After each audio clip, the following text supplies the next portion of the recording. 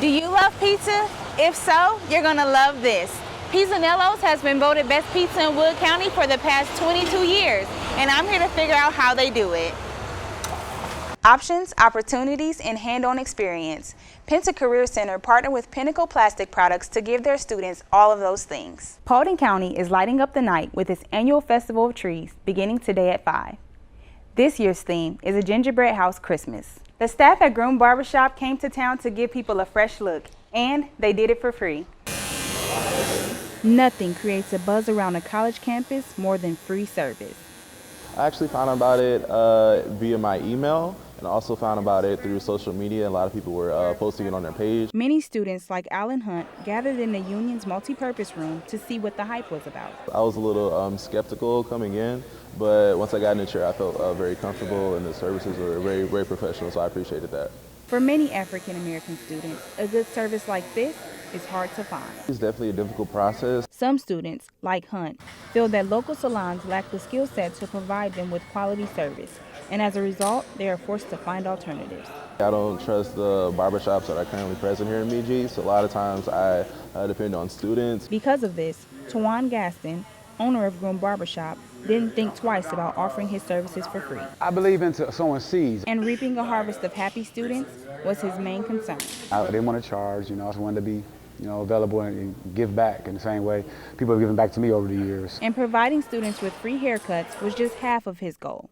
To me, grooming, getting your haircut is more than just that, grooming in a holistically manner, just encouraging young men, encouraging young women in the shop. Because of the great turnout, Gaston has high hopes for the future. I want to be able to hopefully come back and do this again, like I said, and be able to give back and pour into the university and into the students. Alan Hunt has similar hopes. It's very hard to get a haircut that I would like, but a service like this is definitely appreciated, and I hope they bring it back sometime soon. Live music, beer, and food. This combination creates the perfect atmosphere for new customers at the Sugar Ridge Brewery in downtown Bowling Green. So far, I've really enjoyed my experience here. The environment is very welcoming and the staff seems very friendly. And the drinks are really good. Owner Mike Mullins opened the place back in September and is doing pretty well. Business is good on Fridays and Saturdays, most weeks. Through the week, it's very slow. That's something we need to work on. As with any new business, it comes with its ups and downs. It is. It's very challenging. However, his customers are well worth it. It's rewarding at the same time to put out a good product and to make people happy. Owning the restaurant is just half of Miller's responsibility. The other half is right behind this door. This is where he brews 5 to 6 barrels of beer at a time. Started as a home brewer. What began as a creative outlet soon blossomed into something more. I read a lot of books, a lot of reading, and then I went to American Brewers Guild a little bit later and finished the education there. With the help of his schooling, Mullins was able to tap into his destiny. Bring the water up to 170 degrees. You mix that with the malted barley, which has been crushed. It still has the hulls intact, so it has a little bit of coarseness to it. That rests for 90 minutes, and it turns all the starches in this product into sugars, maltose. The process takes a while, but patience pays off. The top seller would be probably the Citrus Ridge IPA, the Falcon. The Falcon sells very well. Those are the two. And a happy customer? Yep, I'd come back.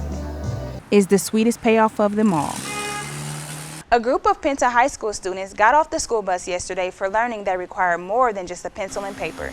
They worked in a factory with Pinnacle employees gathering parts and packing boxes for distribution.